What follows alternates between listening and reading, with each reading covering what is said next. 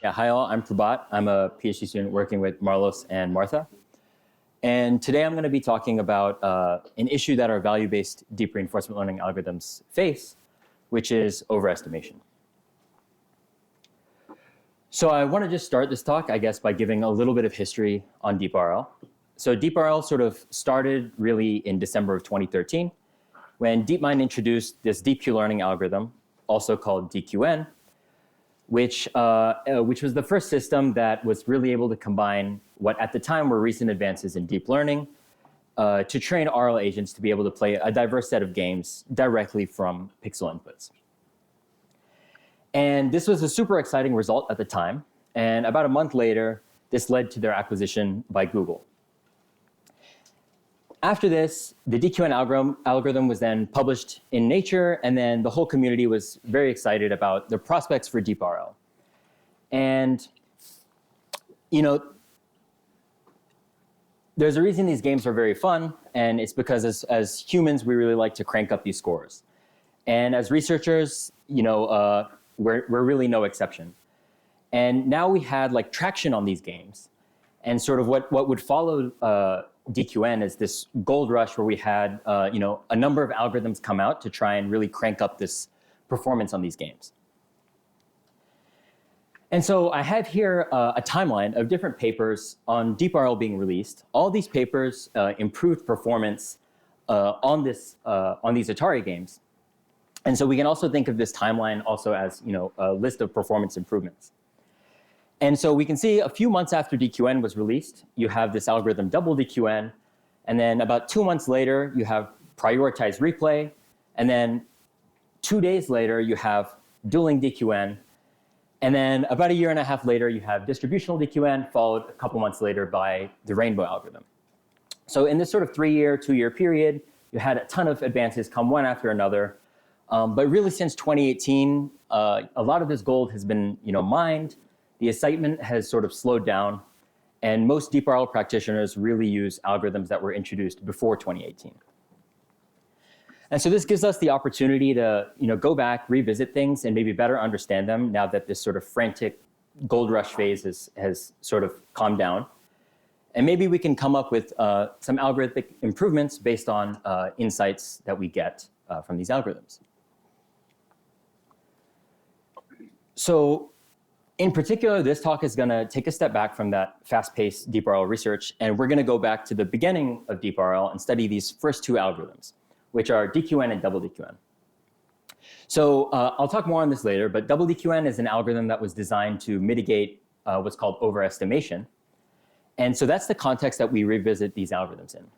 And in particular, we're going to look at two different things. One is we're going to revisit a lot of the core results and insights that they had in that paper. And we're also going to revisit some of the decisions that they made when developing their algorithm and look at alternative decisions and see you know, what could have been done.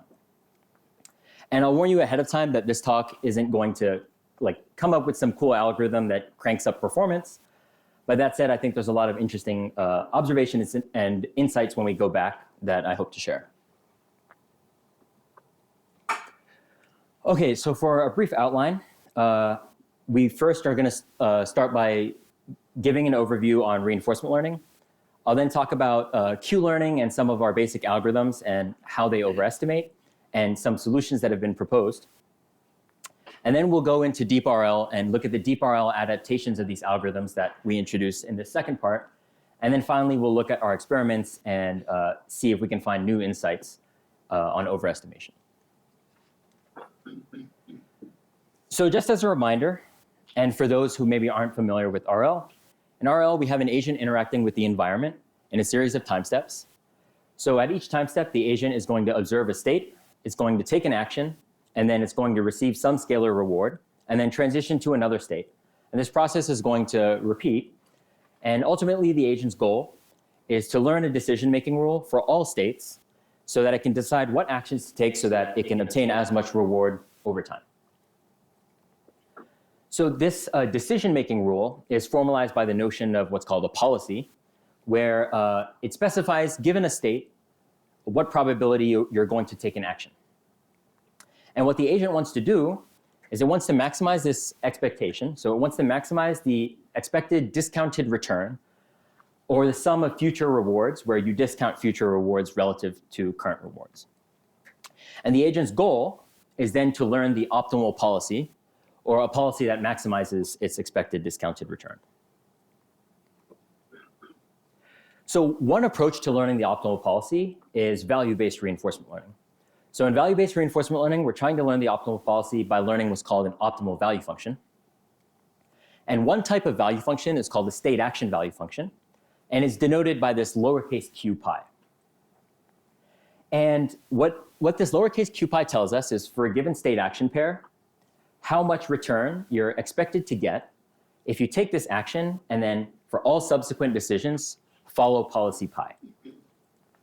And we can actually break this up into the reward you're expected to get at the very next time step, plus the actual q value in the next state. Because we're predicting future returns, you can actually write this q function as a function of its own, of itself for future states.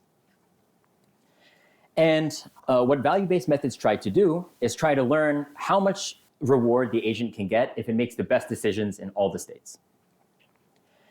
And if you know this quantity, if you know exactly how much reward you can get for any action and subsequently taking all the best decisions, then you actually just get the optimal policy for free. In any state, you can just take the action based on what your q values are and take the action that has the highest q value. So Q-learning is a really fundamental algorithm that we use for learning this Q star. And how it works is it maintains a lookup table of state action pairs. And for every state action pair, it's going to store a Q estimate. And this uppercase Q denotes an estimate, whereas the lowercase q is sort of the true values for a specific policy. So I'm going to try and provide a little bit of intuition about the Q-learning update. So suppose you have some set of Q estimates, uppercase Q. I'm going to define a policy called greedy Q, where you take actions according to the highest estimate in any state. So your Q table for any state is going to give you estimates for every action, and the greedy policy with respect to Q is going to choose the action that has the highest estimate. And what this greedy policy really represents is the agent's best attempt at obtaining good performance based on its current estimates. Now, suppose that the agent knew the ground truth values of executing this greedy policy. So it has its estimates, and it's going to take actions based on what it thinks is best. Now, suppose it had access to exactly how much reward it would get if it followed this policy.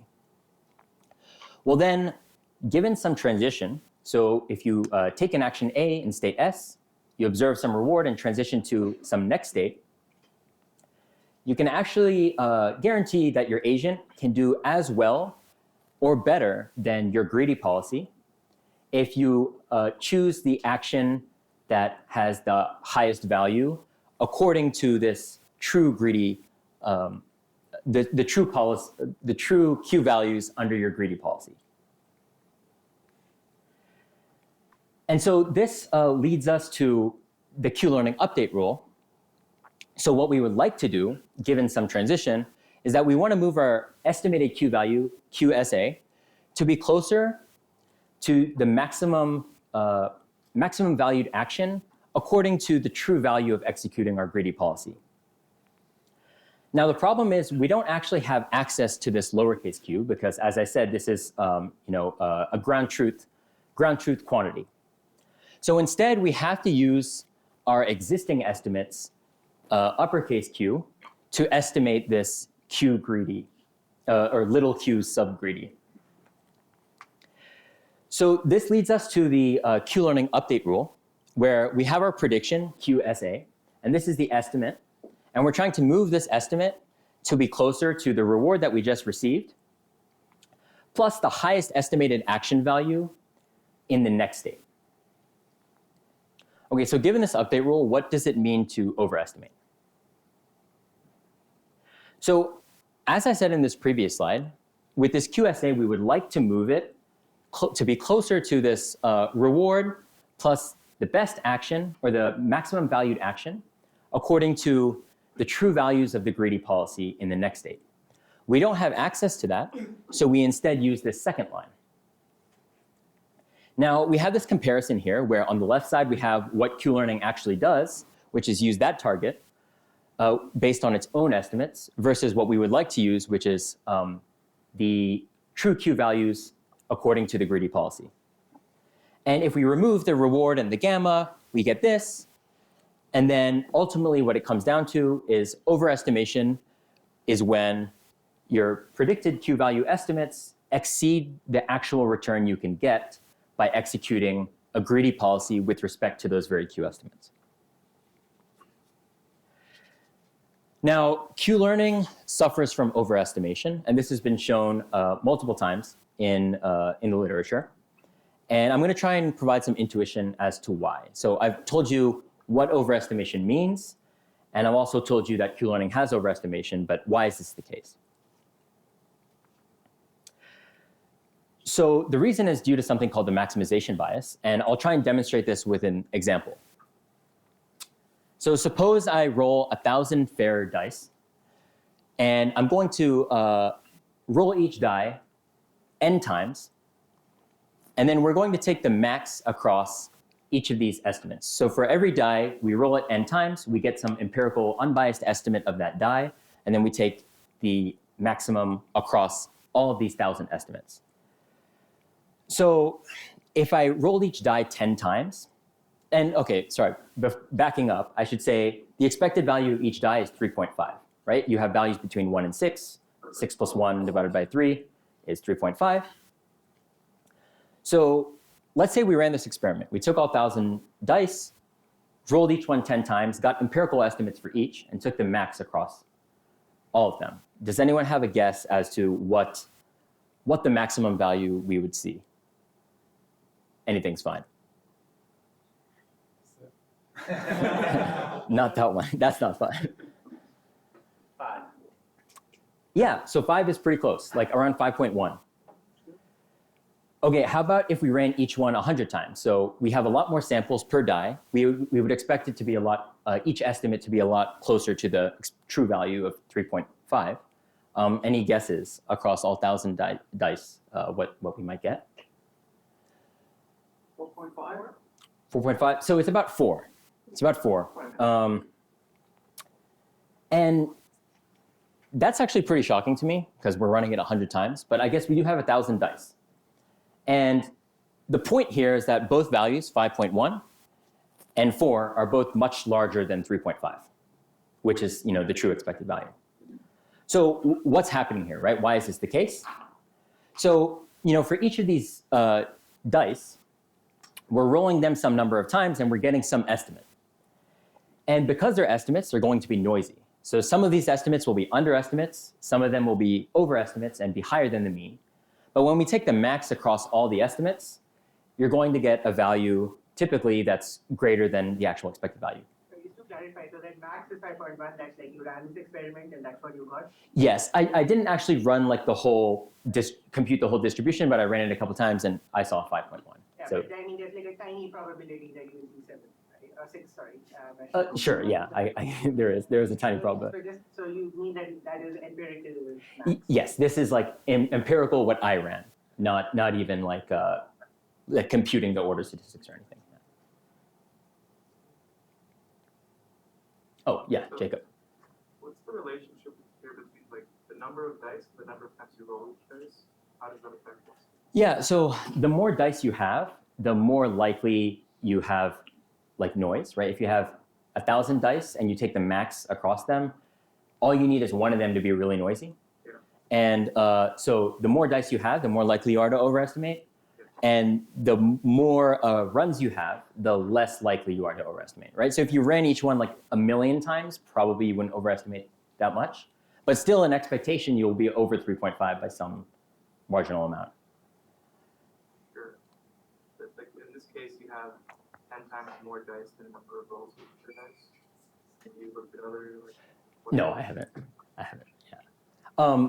But as I said, in expectation, you will still have more. But I imagine if you run more per dice, it will go down. And I did choose 1,000 just for dramatic effect. I'll admit. Okay, so what's going on with this maximization bias? Suppose we want to estimate the mean value of the best die. So we have these 1,000 dice, and we say, what is the mean value of the best one we have? So we personally know that all the dice in this case are fair, so the best one is going to be 3.5.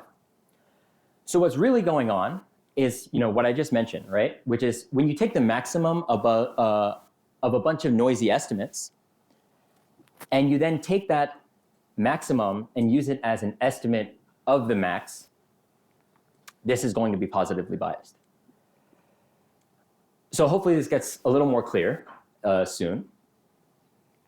Oh, so I'll just pause here. Does anyone have any questions? Okay. Right, and just to highlight this again, right, if you say 5.1 is your estimate of the best dice, then it's obviously wrong, and same thing with 4. So what is the maximization bias in Q-learning? So in Q-learning, we're trying to move the value of our current state action pair to be closer to the maximum in the next state action pair. But this next state, we're using the Q values that we have estimates for. So these things here are all estimated Q values for the next state. And so we have the same problem where we're maximizing over noisy estimates, and then that can lead to this maximization bias. So if we go back to the Q-learning update rule, in this first line I have the Q-learning update, which is we're trying to move our prediction QSA to be closer to this target value. And this target computation, where we say the maximum value of all actions in the next state, can sort of be broken down into 2 steps. So step 1 is you say, oh, okay, what is my best action? So you look at your Q estimates and you say, oh, this is the action that has the highest value. That is my best action. And then in the second step, you say, oh, okay, I've chosen that action, the one that had the highest estimate. What was that estimate? And then in the blue here, that's what you're taking. And then you say, okay, I'm going to move my state action values to be closer to that estimate. And so the problem here is that you have one estimator both selecting what action is the maximum, and then you're also having that same estimator estimate the value of that maximal action. So I have this internal dialogue here to try and convey this point. So if we were to ask Q-learning, hey, what do you think is your best dice or action?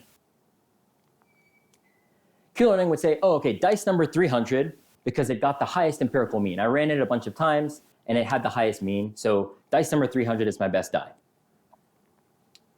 Okay, that seems pretty sensible, and it does make sense, right? You choose, you say your best die is the one that gave you the best results. But then if we were to ask the question, oh, okay, what do you think is the expected value of the best die that you have in all of these 1,000? Q-learning would say, oh, well, die number 300 is my best die, and I got 4 when I ran that experiment. So I'm going to say that my best die in my entire set gives me 4 on average. And so the problem here is that in this blue, it's sort of taking the max and selecting that die number 300, and then it's using the estimate that it had and treating it as though it's an unbiased estimate. But the reality is, in the selection process, when you pick die number 300, you didn't account for the fact that it's likely an overestimate due to the fact that there's noise in all the estimates that you're selecting amongst.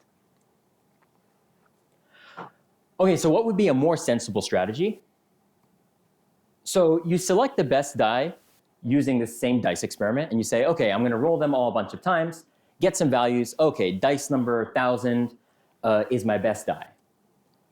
And then you run an independent experiment, and you say, oh, okay, die number 1,000, I'm going to re-estimate it. And in expectation, you should get 3.5, because we all know that these are all have expectation 3.5. And so now you're not saying it's 4.0, you're saying instead it's 3.5, which is better and not overestimating things. And this is the general idea behind double Q-learning. So double Q-learning mitigates this overestimation issue in Q-learning. And so in these first 2 bullets, I'm showing what I already showed in a previous slide, where Q-learning is saying, oh, in this next state, I think this action is the best one based on these estimates. And then it says, I'm going to estimate the value of that action using the same Q function. What double Q learning does is it says it has one Q function. Okay, well, let me back up a little bit. So in double Q learning, you're going to train two different Q functions. And at any given time step, you're going to randomly pick one of them to update. So let's say you're updating Q1. So we have Q1 and Q2. You're going to have Q1 say, oh, okay, I think this is the best action in the next state. And then Q1 is going to ask Q2, oh, what is your estimate of the value of this action? And then Q1 is going to update to be closer to Q2's estimate of the action that it selected as its best action. And this reduces overestimation for reasons similar to what I just showed in the previous slide, running this sort of independent experiment. Okay, so we've covered Q-learning, we've covered double Q-learning, and we've sort of talked about the source of overestimation, which is this maximization bias, and how double Q-learning mitigates it. So I guess let's briefly talk about why we should care about overestimation. So one reason is that there are clear constructions where overestimation can significantly hinder learning. So in Rich's book, as well as in other papers, there's clear examples where Q-learning will take a very long time to learn relative to algorithms like double Q-learning. Another reason is that there seems to be this implicit consensus that less overestimation implies better performance. So you'll see a lot of papers that are of the following form. They'll say, oh, overestimation is this problem. Here's our algorithm to fix it. Oh, and by the way, our algorithm had better performance. So they might not necessarily show this like causal relationship, but it's sort of like the subtext of the paper is that, oh, we fixed overestimation and now we got better performance implicitly because we fixed overestimation. Now, this is quite wordy, but I'm going to include some quotes from the Double DQN paper's abstract, and I'll read it out. It was not previously known whether in practice such overestimations are common, whether they harm performance, and whether they can be generally prevented. In this paper, we answer all these questions affirmatively. The second quote is, we propose a specific adaptation to the DQN algorithm and show that the resulting algorithm not only reduces the observed overestimations as hypothesized, but that this leads to much better performance on several games. So we'll go back and revisit these later. I just wanted to sort of highlight the fact that there's this implicit subtext that reducing overestimation can lead to better performance. So we've covered these basic algorithms, and now I'm going to talk about deep reinforcement learning. But does anyone have any questions? I'm confused. Is not overestimation a good thing? UCB is overestimation. What's not overestimation? Sorry, you're asking. So what was your question? Like, is not overestimation a good thing? UCB is overestimation. It encourages exploration. And if you're reducing overestimation, like you're estimating everything you think is accurately, and you don't have optimism. Yeah, so Haddo makes a point in his paper to make a distinction between overestimation and optimism in the face of uncertainty. And the argument he makes is that overestimation sort of persists. And if you have optimism, you want it to go down as you learn. And you have these examples where it doesn't really go down in the case of Q-learning. So you can have a large number of samples, and the overestimation persists because of the maximization bias in the updates.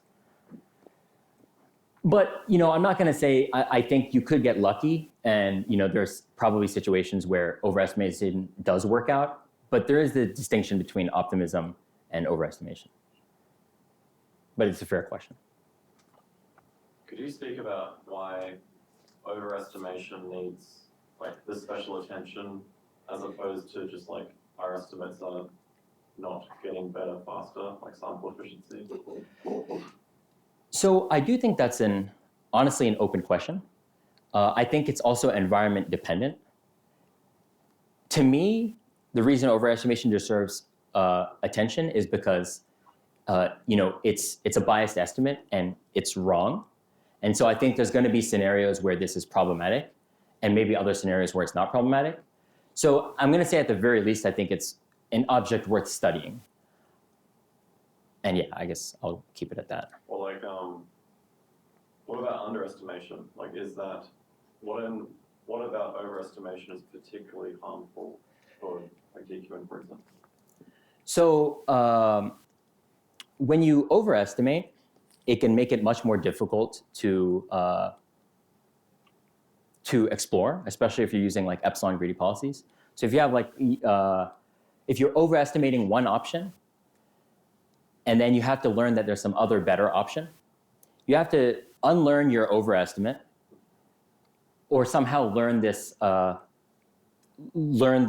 estimate very well. And oftentimes when we use epsilon greedy policies, we're sort of have this positive feedback loop where the actions we take are often overestimates. So it can hinder exploration. The other thing is that when you have this overestimation issues, it can be worse in noisier environments. So you might have something stationary that gives you a consistent deterministic reward. But if you have some sort of noisy state or state action pair, then you could overestimate that because your estimates will be noisier and then you're fitting to noise. So yeah, there's scenarios where this can be problematic. Okay. So now we'll talk about DQ networks, which was the first deep RL algorithm. So Q-learning and double Q-learning, which I introduced earlier, are what are called tabular algorithms, which means they maintain an estimated value for every state action pair in some sort of lookup table. And for large state spaces, so think things like video games or board games like chess and Go, we obviously can't store all of these state action pairs in a table. And so we use function approximation. And what we do is we represent the Q function using function approximators such as neural networks in the case of deep RL, rather than as tables. And what the significance of DQN was that it took the algorithm of Q-learning and it enabled us to leverage neural network training, and of course was able to learn directly from pixels on a diverse set of games. So before looking further at DQN, let's just take a quick aside on regression in deep learning.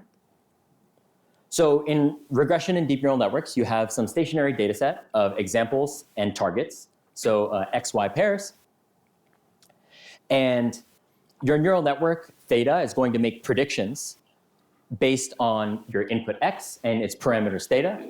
And then you train this to minimize some loss. So you have your predictions Y hat and your targets or your labels Y, and you're trying to minimize some loss. And typically we have your loss is some function of the difference between your target and your prediction. Two examples of loss functions that we're going to look at in this paper, or in this talk, let's say, are thinking too much in paper mode, huh? Are the squared error and the Huber loss. So the squared error we're all probably familiar with, where you take this target, take the difference between your prediction, and then you square that. The Huber loss is a mixture of the absolute value loss and the squared error loss. So at the bottom of this quadratic bowl, the Huber loss matches the mean squared error loss. But then outside of this region, it becomes the absolute value loss. So it's a piecewise loss containing the absolute value loss as well as the squared error loss. Okay, so to train deep Q networks, we do this through regression. So we have our prediction Y hat, which is essentially our network's prediction of the Q value of a state action pair. And the analogy in tabular Q learning is just QSA. And then our target is the reward that we get plus the discounted maximum estimate in the next state. Now, this is analogous to the target in, again, also in Q learning, but there is one difference where we have this theta minus to produce our target estimates. And this is called a target network, and it's introduced for stability. I'm not going to spend too much time on it, but the important thing about target networks is that they're a copy of the Q network done periodically. So every number of time steps will then copy the Q network theta into the target network, and then we'll use that to produce targets for some time period, produce our target labels. And the other important thing is that this target network is not trained. So the only network that we're training is theta, and then we're copying over theta into theta minus ever so often.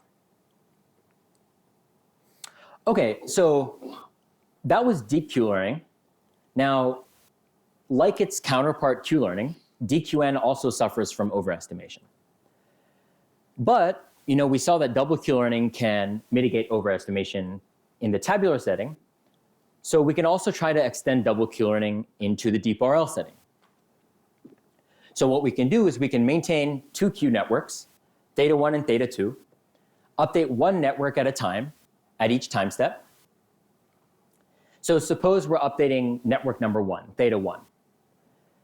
Our prediction is going to be the value of QSA given this network theta 1. And then our target, we can then use theta 1, or the target network for theta 1, to select which action we think is the best in the next state. And then we can use our second network, theta 2, to then estimate the value of that action that was selected by your theta 1. And we call this true deep double Q-learning. So why do we call it true, right? Why do we have that qualifier? And it's because double DQN, which was introduced shortly after DQN, is one way of adapting the ideas of double Q-learning. But it actually does something very different from what we showed in the previous slide. So in double DQN, the prediction is the same as in DQN. You have some network theta, and you produce your prediction for some state action pair. But where double DQN differs from DQN is solely in how it computes the target. So it selects what it thinks is the best action in the next state according to the network theta, the Q network that is being trained. And then it evaluates the value of that action using the target network theta minus. So how is this different from DQN? In DQN, you both select what you think is the best action in the next state using your target network, and then you also evaluate the value of that action also using that same target network. Double DQN does have different networks selecting the action that it thinks is best in the next state and then evaluating it. So what double DQN does is it uses the target network as a proxy second Q function.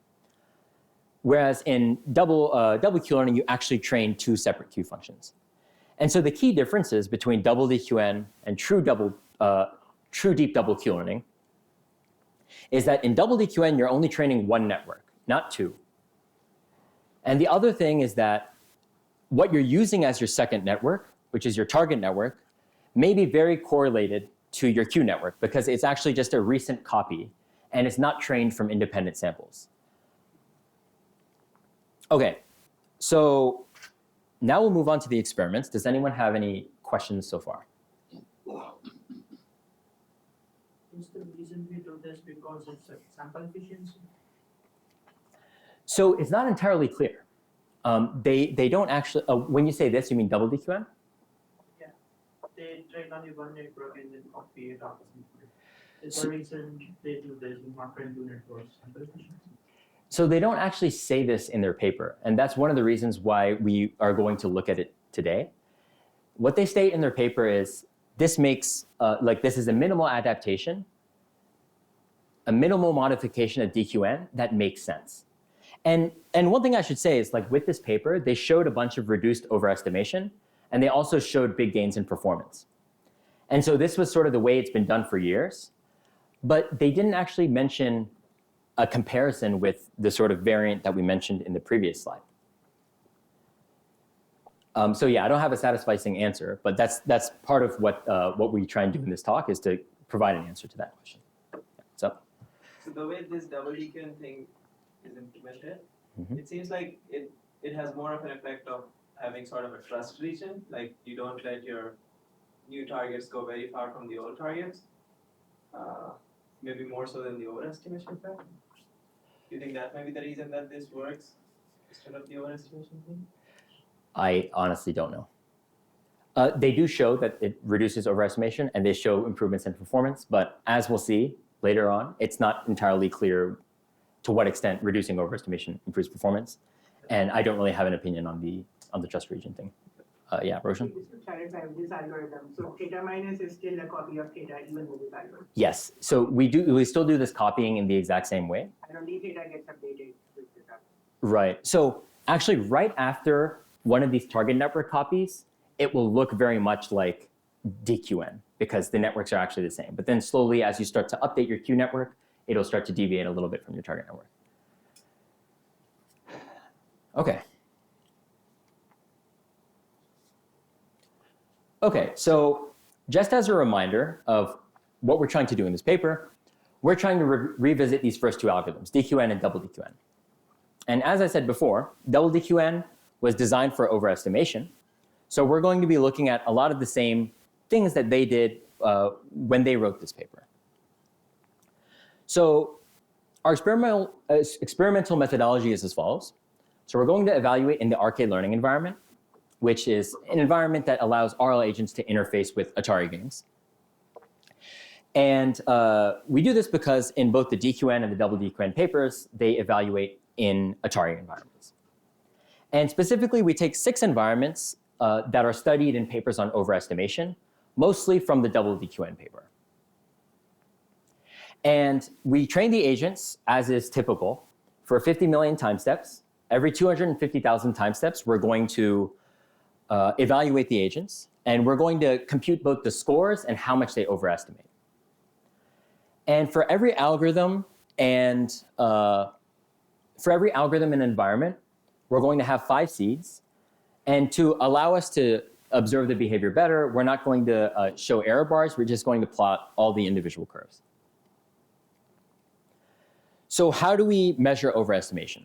So remember before I said you have this estimated Q value and it's overestimation when it exceeds the true value of your greedy policy. Now, we can't actually compute this true value, but what we can do is produce an unbiased Monte Carlo estimate by doing rollouts of our greedy policy. And so this is exactly what we do. In our evaluation phase, we roll out a near greedy policy for many episodes, and we observe the returns for all states in these episodes, and we also compare those returns to the Q values that are predicted. And we sum this up across all states in an episode and across all completed episodes. And then we get this scalar quantity where it's the average Q value versus the average returns across those states. Okay. Quick question. Yes. This is a pure greedy algorithm. There's no epsilon greedy. You're not trying random moves at all. So I'll say 2 things. One is we do have a stochastic environment. The other thing is we do a near greedy policy. So in practice, you should be doing something fully greedy, but the near greediness gives some stochasticity, but yeah, it admittedly does add some error to our estimate.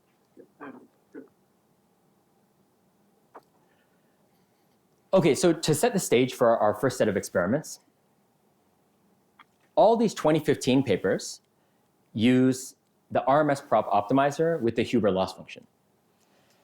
Now, these subsequent papers use the Adam optimizer. Now, we all sort of silently agreed that Adam was the superior optimizer, and obviously there's a lot of empirical evidence, as we're all aware, to suggest that Adam is a better optimizer than RMS prop. But nobody had really gone back and looked at these other algorithms using the Adam optimizer.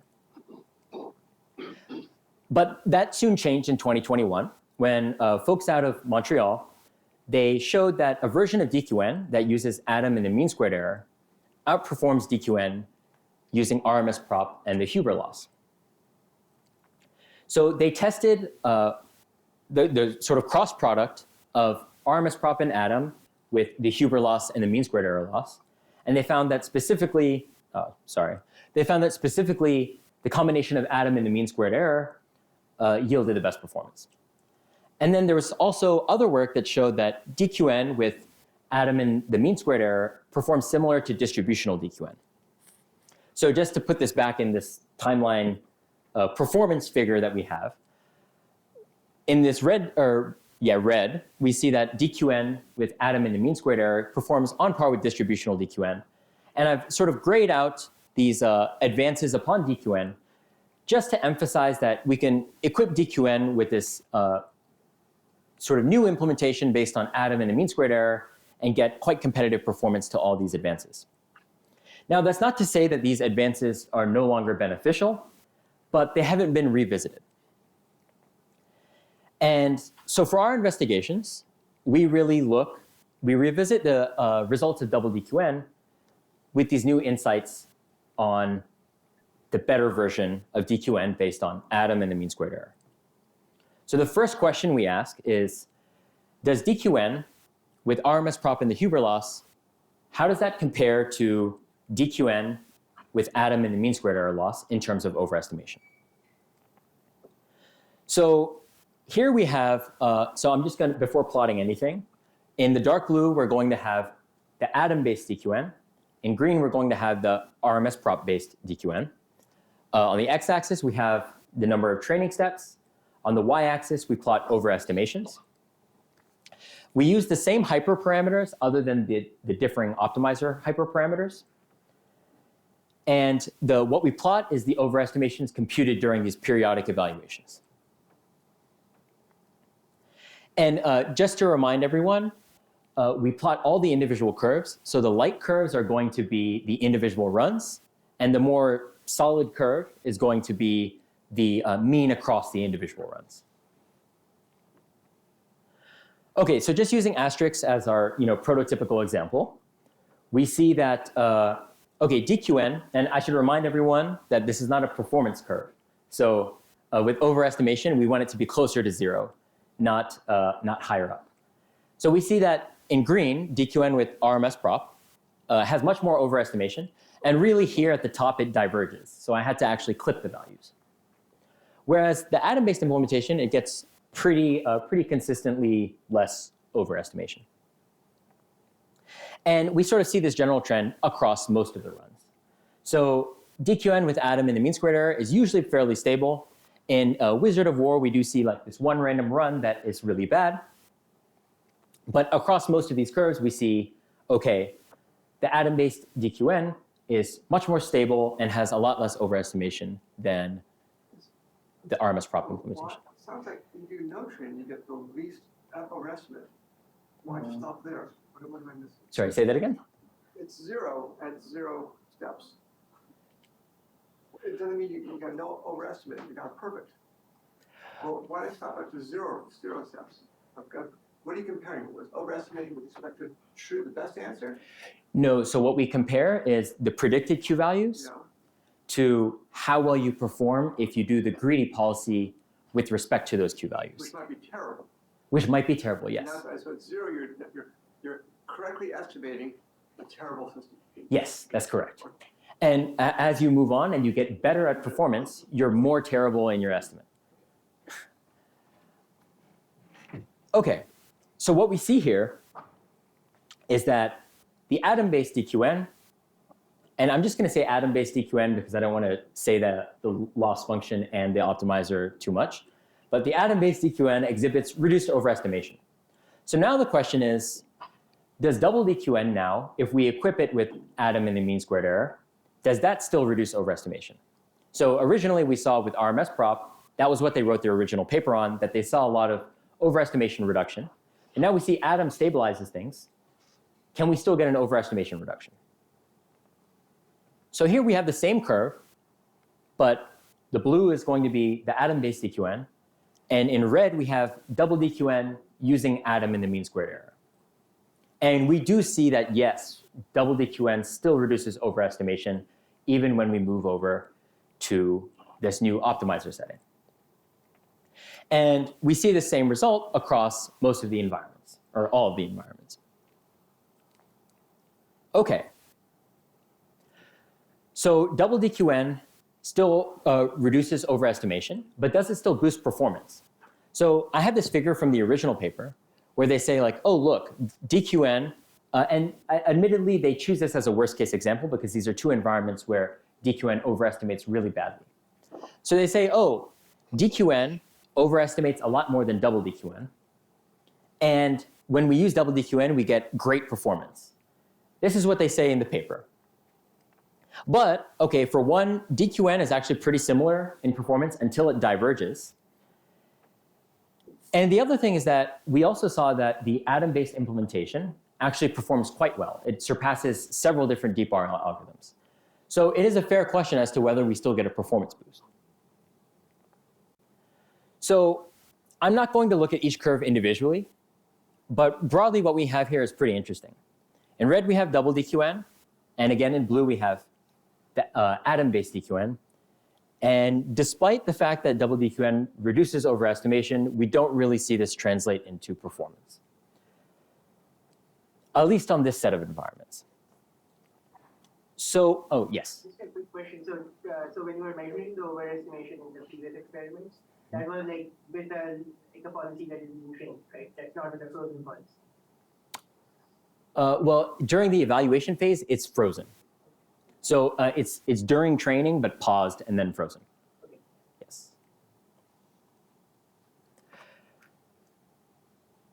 So we see that there's not much of a performance difference between the atom-based DQN and double DQN on these environments.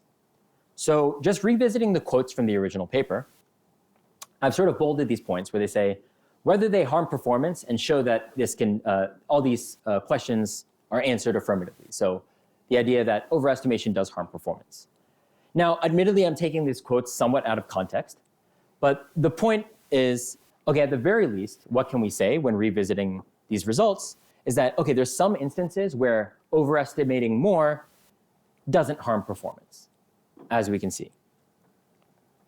Now, we look at this other quote from their paper, which is, okay, their specific adaptation, which is double DQN, not only reduces observed overestimations, but also leads to much better performance on several games. So we do still observe reduced overestimation in this new atom-based setting, but we don't observe a significant difference in performance in our environments. And I'll just, end this slide with a question, which is, what is this causal implication, right? Does overestimation really harm performance? Or is it divergence that really harms performance? A lot of the instances where we saw DQN do very badly were instances where the overestimation blew up and caused a lot of problems. Okay, so here I've put up the double DQN overestimation just on its own, and I've included this black line at 0. Now, we saw earlier that double DQN reduced overestimation based on DQN. But what we still see here is that there's still overestimation even with double DQN. And this was something they even found in the original paper too, that it's still overestimated. So this really begs the question whether true deep double Q learning can reduce overestimation over double DQN. So does actually maintaining two different Q functions give us the ability to reduce overestimation even more? And so this is the question we ask in this last set of experiments. So we look at two variants. One is where we have two Q functions sharing the hidden layers of the network. And we have another variant where we actually train two separate networks. And all the hyperparameters are kept the same. They both use atom and the mean squared error. And one thing that I should mention is that each Q function is actually going to get half the number of gradient updates as a normal deep Q network. Because at each gradient update, we're only selecting one of the networks to update. Okay, so we have here just double DQN compared to our variant where we have two different heads representing two different Q functions. So here we see a little bit less overestimation across environments by using two heads to represent two Q functions. Now, it doesn't seem like much reduction in overestimation, but there is some, and it is across environments. In this slide, we now include the purple curves, which is when we actually train two separate Q networks, and we see quite a bit less overestimation, sorry. a lot less overestimation. And as we can see by this black line, having two separate networks actually yields some underestimation. Now, actually the double estimator itself actually can underestimate. And so this seems to be reflected in these results here, where as we sort of get more similar to the original double Q-learning implementation, we're seeing less and less overestimation and sometimes even underestimation. Okay, so naturally the final question is, how does it compare to performance in terms of performance? So, for double DQN, we saw that even though it reduced overestimation, we no longer see performance benefits once we switch to Atom. But we've just reduced overestimation even more, so maybe we might get performance benefits. Now, I won't spend too much time on this, but we see roughly similar performance amongst the variants, though it's really difficult to say anything particularly conclusive. But we do see the same interesting point, which is that reducing overestimation doesn't necessarily translate into performance gains. So just to summarize our results, we saw that this new version of DQN, based on Atom and the mean squared error, exhibits less overestimation than the RMS Prop 1. We saw that double DQN, even in light of this optimizer and loss switch, still does reduce overestimation.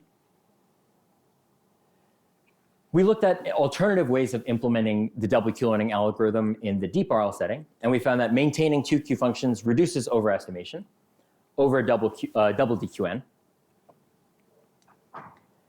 And overall, across these experiments, we see that it seems that overestimation only seems to matter up to a point on these environments.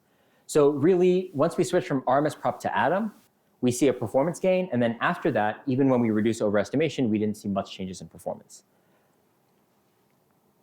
So I want to step back and just have more broader observations and takeaways. So one is that it's still a big open question now as to when overestimation matters and doesn't matter for performance. The other thing is that advances in deep learning can give big gains in RL, right? We saw that, I guess, 3 or 4 advances based on DQN were sort of outperformed by an optimizer and loss function switch. And there's other instances of this in the literature too, where deep learning advances seem to outperform many advances coming from the reinforcement learning side.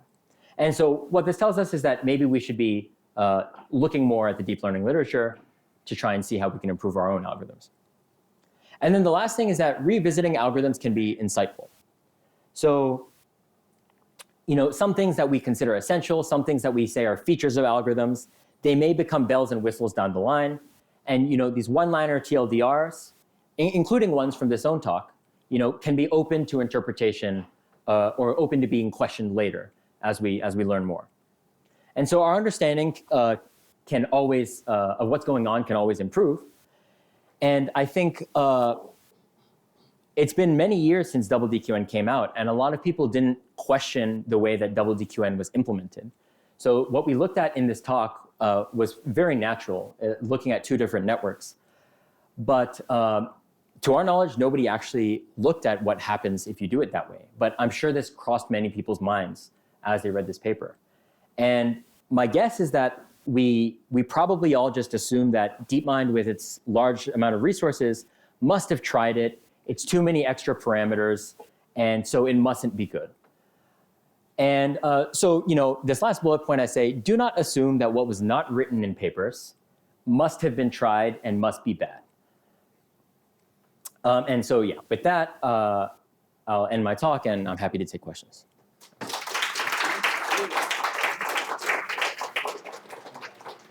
was a marvelous talk, very clear, very simple. I really enjoyed it. Thank you. You looked at a wide variety of Atari games. What about a wide variety of reinforcement learning tasks?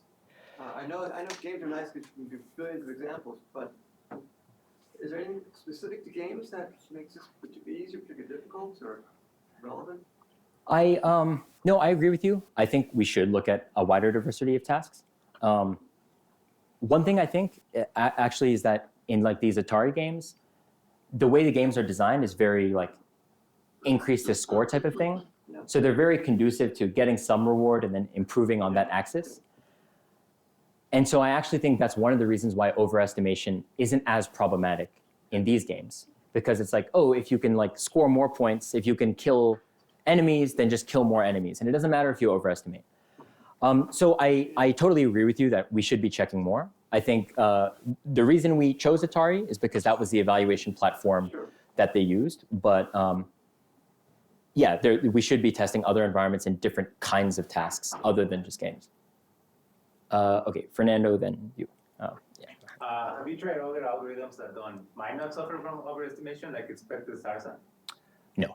Because that'd be interesting. It's like I wouldn't expect it to overestimate. Well, first of all, expected SARSA can still overestimate, I think. And if you use an epsilon greedy policy, just doesn't overestimate as bad. Right. So it would be, in my opinion, a good baseline. I agree. Well, one thing I would say is like, we're not trying to, like when you say baseline, we're not trying to do a better algorithm. We're just trying to do a comparison. But yeah, I'm with you there. Yeah. You explained about how double learning reduce overestimation, but how do you think that Adam optimizer plus MSE reduces overestimation? Yeah, so I'll admit that I don't yet have a good answer. All I have is just hypotheses. I think the fact that you have momentum and you're averaging across many gradients makes things less noisy. And I think when you have noisy estimates, that is really what leads to overestimation, because you overfit more to positive noise. So less noise in your estimates, I think, should lead to less overestimation. But I'm just gonna be honest and say it's totally a guess. Okay, Roshan and Shwai. Maybe related to that question. So I'm thinking that like you had this nice argument showing that like the target is over, like the problem of overestimation is because of like the randomness in the target, right? Like the max of the the expected max is not the same as the max of expectation. Yes. Right. So I'm thinking there's this sort of confounding factor when you're trying to do different optimizers. Because you have an optimizer that just doesn't learn as well, that doesn't change its target as well, then in this case, if the target is wrong, that could actually be a good thing, right? Sure. So I'm wondering, like, if you can think of any way of decoupling that thing, and maybe I just like another sort of addendum to this question is that like you got another confounding factor of this overestimation stuff is like which policy is being used, right? So imagine a game where a good policy has lots of noise and a bad policy has very little noise, right? So now an algorithm that performs well is necessarily using a good policy, and therefore is also overestimating more. Like there's no way around it. Right. So I feel like there are these sort of triplet of confounding factors that it would be really interesting to figure out how to decouple. Yeah, I agree, especially with your second point, right? As you get better, you're more likely to be off on something, right? And as Russ pointed out, right, like when you're at 0, you're really bad, but you're also not overestimating. So yeah, it is unclear, and especially with your experiments comparing the two optimizers. So those were using 2 different policies, right, for the 2 optimizers. What do you mean? So you had trained for some time, you found one policy using one optimizer. Right. Then you evaluate the overestimation. Yes, And then with exactly. another optimizer, you train a different policy using that optimizer. Right. So there's a ton of learning dynamics under the hood that's like hidden in these statistics. Yes. Yeah. So what I mean is that experiment is not just measuring the overestimation. It's measuring like another difference that's being introduced in the experiment is which policy you are measuring the overestimation. Yes. Yeah, and I think simpler environments is probably the way to go. It's not appreciate it.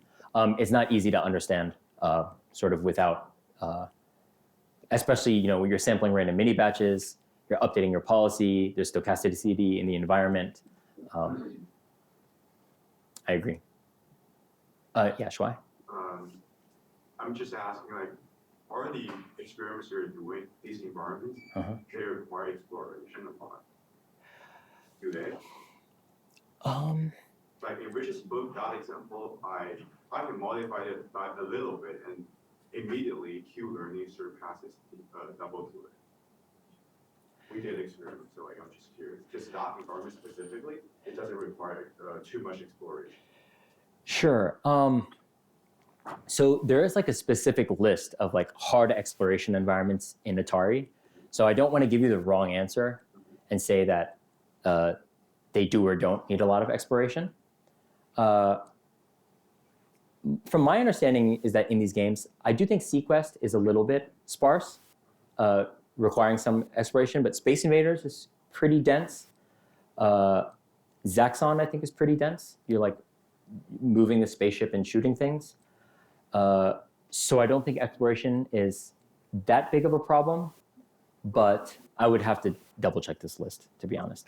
But I still think we can modify overestimation a little bit and make it exploration. Actually. I think it's harder in the neural network setting, maybe in the tabular setting, but I think with neural networks, it makes it much harder. Because like you can be chasing noise with all your updates in a way that's not conducive to like leveraging it as optimism.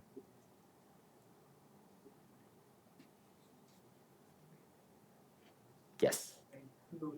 Hogging a lot of time. But so that quick example you gave, it should follow that the number of actions increases, that increases overestimation.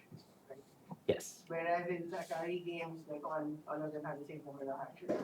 So yeah, good insight. In these experiments, we use the full action set. So they all have the same number of actions. But yeah, depending on the game, they might require more or less actions, which can impact Yeah, overestimation. and I was wondering that maybe that's one way, like you could come up with some family of environments where you can just control the number of actions. Right, And right, right. then you could like see if overestimation should increase the number of actions, and you know it's just a kind of overestimation. Right, right, right. Like, I think duplicating actions, for example. I think like noisiness, number of actions, both of these things, like how much noise, the number of actions there are, and yeah, environment stochasticity and the reward, all these things But if you can exacerbate. all of those things fixed and just change the number of actions. Right, right, right. Because this thing, the primary, like from a statistical point of view, the primary determiner, apart from the noise in each estimate, is like how many estimates there are, right? The more there are, the more overestimation. Right, right, right. Yeah, no, I agree. I think we should test different numbers of actions, add no up actions, and just see how much overestimation we get.